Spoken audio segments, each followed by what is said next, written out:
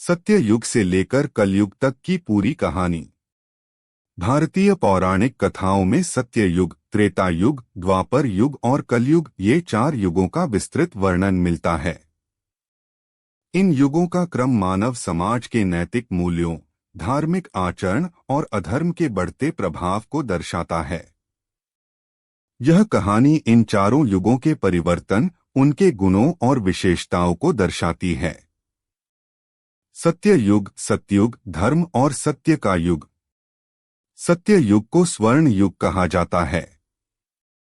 इस युग में धर्म अपने पूर्ण स्वरूप में मौजूद था। सत्य, अहिंसा, दया और प्रेम जैसे गुण समाज में सर्वोच्च थे। विशेषताएं। सत्य युग में मानव जीवन बहुत लंबा होता था। लोग हजारों वर्षों तक जीवित रहते थे। लोग पूरी तरह से सत्यनिष्ठ, धर्मपरायण और परोपकारी थे।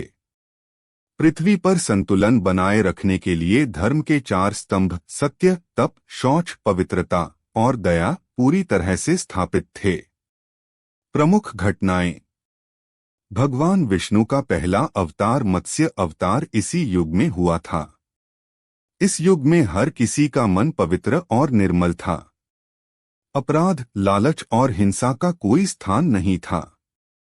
राजा हरिश्चंद्र सत्य युग के महानतम उदाहरण हैं, जिन्होंने सत्य के लिए अपना सब कुछ त्याग दिया। त्रेता युग, धर्म का ह्रास प्रारंभ। सत्य युग के बाद त्रेता युग का आरंभ हुआ। इस युग में धर्म के 4 स्तंभों में से एक स्तंभ कमजोर हो गया, जिससे अधर्म ने समाज में प्रवेश करना शुरू कर दिया। विशेषताएं। इस युग में लोग अभी भी सत्यवादी और धर्मपरायण थे, लेकिन लोभ, अहंकार और मोह का प्रभाव बढ़ने लगा। इस युग में लोगों की आयु घटकर लगभग 1000 वर्ष हो गई थी। त्रेता युग में भगवान विष्णु ने वामन अवतार, परशुराम अवतार और राम अवतार लिए। प्रमुख घटनाएं। रामायण इसी युग में घटित हुई, जिसमें भगवान श्री राम ने अधर्म के प्रतीक रावण का संहार किया। रावण के अहंकार, घमंड और अधर्म के कारण समाज में बुराइयां बढ़ गई थीं। त्रेता युग में धर्म का ह्रास होने लगा और मानव समाज में पाप बढ़ने लगा। द्वापर युग, अधर्म का और अधिक प्रभाव। त्रेता युग के बाद द्वापर युग का आरंभ हुआ, जिसमें अधर्म का प्रभाव और भी बढ़ गया। विशेषताएं। द्वापर युग में धर्म के केवल 2 स्तंभ ही शेष रह गए, सत्य और दया। लोगों में लोभ, क्रोध, मोह और अहंकार का अत्यधिक प्रभाव बढ़ गया था। इस युग में समाज में वर्गभेद और अन्याय का विस्तार हुआ। प्रमुख घटनाएं। भगवान श्री कृष्ण का जन्म इसी युग में हुआ था। महाभारत युद्ध इसी युग की सबसे प्रमुख घटना है, जिसमें अधर्म के विरुद्ध धर्म की जीत हुई। इस युद्ध के बाद समाज में मानव मूल्यों का और अधिक पतन हुआ। कलयुग, अधर्म का युग।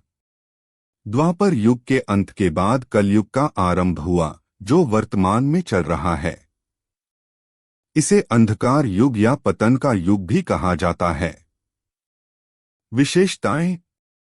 कलयुग में धर्म का केवल एक ही स्तंभ सत्य बचा हुआ है, और वह भी धीरे धीरे कमजोर होता जा रहा है।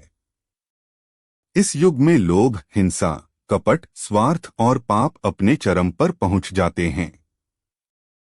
लोगों में दया, धर्म और प्रेम का अभाव होता है। कलयुग में मनुष्य की आयु घटकर 100 वर्ष या उससे भी कम रह जाती है। प्रमुख घटनाएं। पाप और अधर्म का अत्यधिक विस्तार होने के कारण समाज में संघर्ष, द्वेष और अन्याय बढ़ने लगता है। मनुष्य अपने भविष्यवाणी के अनुसार कलयुग के अंत में भगवान विष्णु कल की अवतार के रूप में प्रकट होंगे और अधर्म का अंत कर सत्य युग की पुनः स्थापना करेंगे। सत्य युग से कलयुग तक का बदलाव। इन चारों युगों में मानव समाज के नैतिक मूल्यों, व्यवहार और जीवन शैली में बदलाव देखने को मिलता है। सत्य युग में जहां मनुष्य उच्चतम नैतिक मूल्यों का पालन करता था, वहीं कलयुग में मानव स्वार्थ और लोभ में डूब गया है। सत्य युग में धर्म अपने चरम पर था, लेकिन कलयुग में धर्म का ह्रास हो चुका है। त्रेता और द्वापर युग में समाज में धर्म के प्रति सम्मान तो था, लेकिन धीरे धीरे अन्याय और अधर्म बढ़ने लगे थे।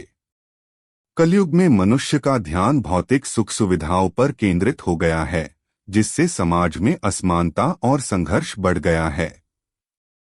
सीख और निष्कर्ष।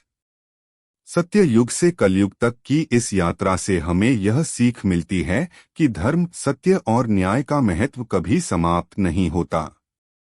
कलयुग में भले ही अधर्म का प्रभाव अधिक है, लेकिन सच्चे भक्तों, ईमानदार लोगों और नेक इंसानों की उपस्थिति से समाज में अभी भी अच्छाई जीवित है।